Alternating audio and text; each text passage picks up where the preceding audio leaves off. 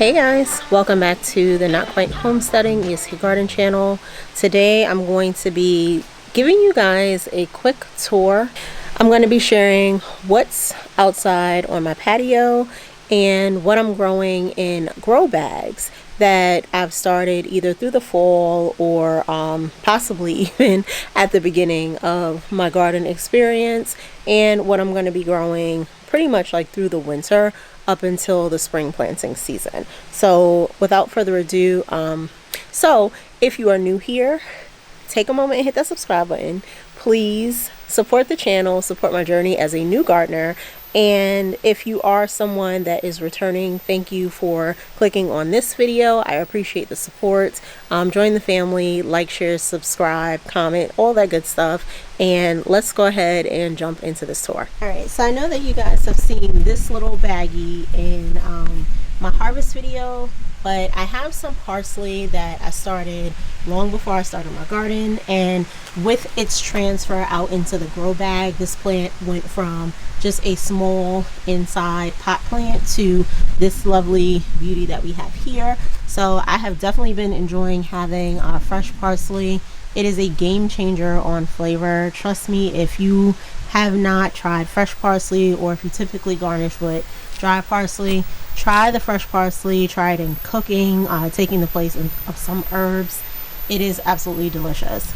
On this side, I have some snow peas that I started roughly about a month ago at this point. So, you know, I'm trying to train them up. I'm having a little bit of a hard time getting the tendrils to connect to the stakes, and that some of that has to do with like the wind. And you know, if they shoot out a tendril and it can't connect, I think it definitely stumps the plant's growth. So we're seeing a little bit of struggle with that, but I'll come back out and train them up a little bit so that, you know, they can continue to grow and have what they need to actually produce for me. On this side, I have some marigolds that do need a little bit of trimming and plucking out like the dead flowers, so that the plant can be a little stimulated and grow some more. And I've enjoyed having these around. You know, when they blossom, they're really pretty. It gets a little unsightly with the dead leaves, but once you pluck them off, it spurs the plant's growth, and then you get new blossoms, and it looks really nice. On this side, I have a Roma tomato plant that absolutely has tried its best to do stuff for me, but it has not been successful thus far. And even though it has fruit flowers, some of them have opened up, I have not seen any fruits bud off of this. So as of right now, I think this plant is just kind of sitting and taking up space. Up here, I have an indeterminate cherry tomato plant, and this plant had some struggles in the beginning, yes, but it is doing quite well now. I went through like a lot of learning with it, to be honest, and you know, I started off all wrong. I had way too many plants bunched together, and I ended up having to cut them all out, ultimately choosing one plant. And when I did that and pruned off the leaves, you can see how much fruit is growing on the tree now. We are in December and I'm still harvesting tomatoes, but I do think some of the challenges that were posed to the plant, you know, it kind of delayed its spurring or sprouting the fruit. So I got a late start to actual fruiting, but I'm enjoying, you know, what I'm getting off the plant now. Over here, I just have some mums. I have some orange mums and some red mums, and I need to do the same thing with this plant that I did with the, you know, that I would do with the marigolds, because essentially when you don't do it, it makes the plant kind of like die back some. So I'll come out here and kind of pluck off those flowers and give it some new life. This was my orange marigold that I called myself trying to transplant or propagate. That did not work out well for me, so this plant just kind of died off.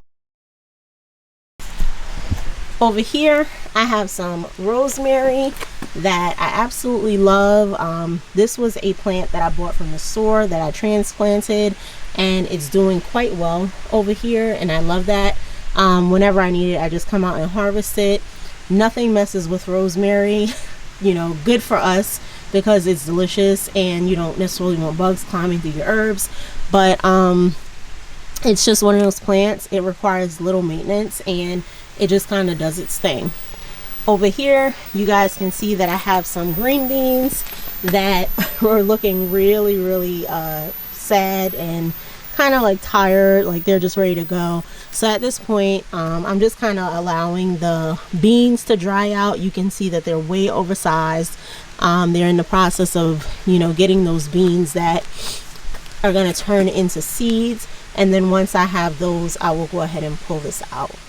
In this bag, I have my orange marigolds. This plant looked like the yellow ones for a long time, to the point that it was hanging over and it wasn't really supporting part of the plant. So that's the one that I cut off and propagated. And of course, this grew back and grew some new buds and started blossoming. I have some crimson giant radishes over here that seem to be doing pretty okay. So I planted these about a month ago, and they're supposed to be about 28-day harvest, you know, not including the germ time. I think they were a little slow to germ simply because of the weather, but you know, they're working, they're doing what they have to do, and I've just been kind of like leaving them alone. I have some Detroit golden beets here that you guys can see that are starting to come in, and it look like they're doing okay. I don't remember how many seeds I planted for that one. I know it wasn't a ton because I have some in my bed, and the ones in my bed, while they probably are not doing as well, for the simple fact that I put them a lot closer together and didn't really go in and separate them like I was supposed to once they reach a certain point. I may do that and they may still grow. I've had some success with doing that kind of late in the game with my red ones, but I just threw a few extras in here, so that's why it's not a ton of those. Down here, I have some purple dragon carrots. I planted these on November 28th, so it hasn't even been a full month, and we're just starting to see some like sprouting. I don't know if you guys can see that, but the carrot sprouts are coming up. It seems like quite a few of the seeds didn't germ, which, you know, that could have been partially my fault as far as like not keeping the soil moist enough, but at the same time it could very well just have been the weather. You do need warmer temperatures to germinate seeds, even though some of the vegetables do like cold hardy like climates or can survive cold hardy. These are some Chiaga Guardsmark beets, and what these are kind of like candy cane striped beets. So these are what I was talking about, where I said, you know, I had some that weren't they weren't really doing well, and then I just finally decided to come in, even though they had been out the ground for a little bit, to separate and like propagate them, because the beet seeds contain several beets inside of one seed. So after I did that, I started getting like this kind of activity, which is good. And this actually grew up quite a bit since yesterday, the last time I was out here. So it's been kind of rainy here. Even though it hasn't been like heavy or consistent rain, we're definitely getting rain like every day. This one I probably can stand to separate a little bit. You guys can see like how close that is together. So this will prevent the beet from really kind of growing out. But it may, because it has like space around it. So, you know, that might very well be successful. But since I did that separation, these are doing pretty well. In this little bag here, I have some King Richard leeks. Now, I had more sprouts for these that popped up, but it seems like some of them might have died off. So I might need to put in some more seeds. I did not like overly pack this with seeds because leeks tend to get pretty big, and I didn't want to have to like come out and separate them or want them like impeding each other's growth. So, you know, now that I see what's coming up, I'll go ahead and add some more to like this side over here.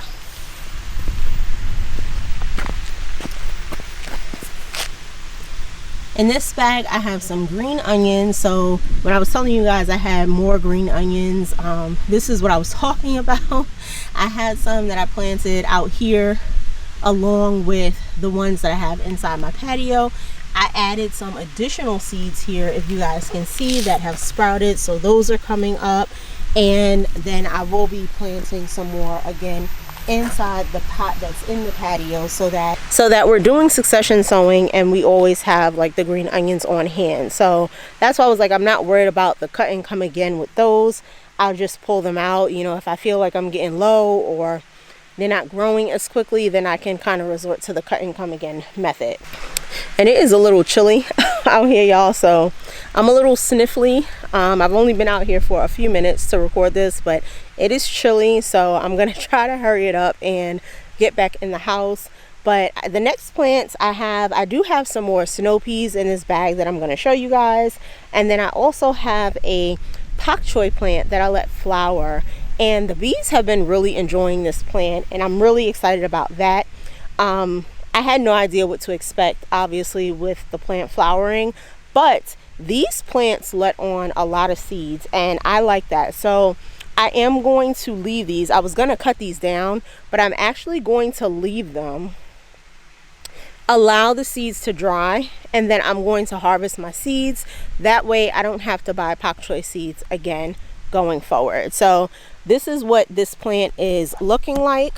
Loving this. I haven't seen them out in the last few days. It's been pretty chilly, but usually once it goes above like 60, they'll be out here just kind of working their little magic on the plants. And you guys can see like the seeds, how they grow on the pak choi plant. I think that's pretty awesome. So I have several of them that are letting on these seeds, and you do have to wait for them to dry out completely before you harvest them. So you know, that's going to be a little while. So even though the plant is looking a little unsightly now, I think it should be dying off pretty soon.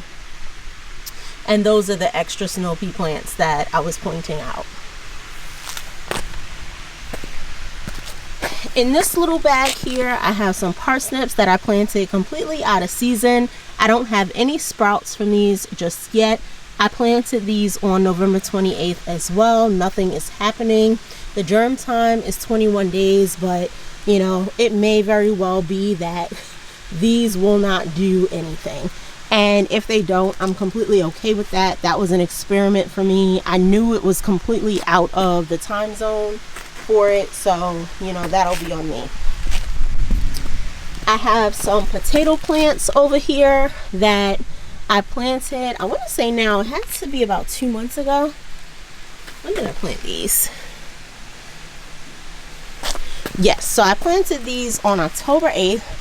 So we have roughly about another 30 to 40 days before these are ready.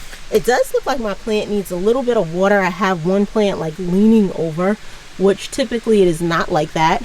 But who knew how easy it was to grow tomatoes? I literally threw some like red tomatoes and some red tomatoes. I literally threw some red potatoes and some russet potatoes in here that I had in my kitchen that were store-bought from one of the supermarkets, and literally just threw them in because they were like already starting to sprout. And I was like, you know what, let's not waste my money. I hadn't used quite a bit of them, so I threw them in the soil and let them grow. Next year, I am planning on buying like potato slips. I want to see the difference in growing, you know, from cultivated potato slips compared to like supermarket potatoes, and to see if there's like a true difference. I'm sure there's a quality difference.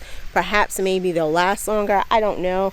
But you know, you got to experiment and try different things in gardening. So completely okay with this method.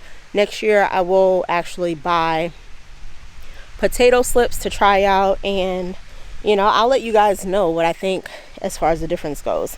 And then in this last basket I have some more carrots. These are my scarlet carrots. This is like one of your standard carrots that you get in the store. I planted these on November 12th, a little over a month. You can see that we have plenty of sprouts here. This is my second round of carrots of this kind, and the first ones I was able to harvest some. They did not grow as well because I completely overcrowded the actual like bag. So this time I tried not to do that. I want the carrots to grow to a nice size, and I want the carrots to grow to a nice size and to be usable, right? To be able to go and last us longer than maybe one meal. So that is everything that I'm growing on my patio, you guys. And you know, this kind of goes to show that you can grow things in bags, still have wonderful harvests. And if you're just starting out, this is also a very cost-effective way to garden. You know, raised garden beds in general cost a lot of money, especially with, you know, packing them with soil. If you're someone that's gardening in either a small space, or if you're looking to save money but be able to, you know, begin to be self-sufficient in some capacity, I would definitely recommend grow bags. I hope that you guys enjoyed this video. Please like, share, comment, and subscribe if you haven't done so already. And I will see you guys in my next video. Bye.